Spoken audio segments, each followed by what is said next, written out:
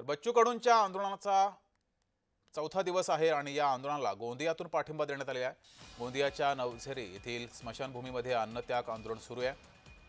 शेतकरी कर्जमाफीसह इतर मागण्यांसाठी अन्नत्याग आंदोलन करतायत। बच्चू कडूंच्या मागण्या पूर्ण होईपर्यंत आंदोलन सुरूच ठेवणार असं इथल्या शेतकऱ्यांनी म्हटलंय। एकीकडे बच्चू कडू यांचं आंदोलन सुरू आहे आणि या आंदोलनाला पाठिंबा देण्यासाठी गोंदियामध्ये सुद्धा शेतकऱ्यांनी आंदोलन केलंय। तर गोंदियात शेतकऱ्यांचं हे अन्नत्याग आंदोलन सुरू आहे। अनेक शेतकरी अन्नत्याग आंदोलनामध्ये सहभागी झालेत।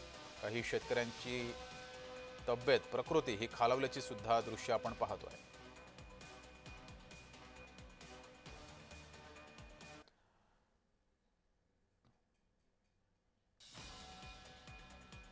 बच्चू कडू यांचं अन्नत्याग आंदोलन सुरू आहे, उपोषण सुरू आहे आणि त्यांच्या या उपोषणाला इतर शेतकऱ्यांनी सुद्धा पाठिंबा दिलेला आहे।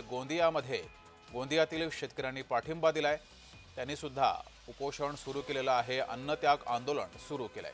ठिकठिकाणी प्रहारचे कार्यकर्ते सुद्धा आक्रमक झालेले आहेत। ठिकठिकाणी या प्रहारच्या कार्यकर्त्यांनी आंदोलनं केली आहेत। तर बच्चू कडू यांच्या उपोषणाला गोंदियातील शेतकऱ्यांनी पाठिंबा दिलाय।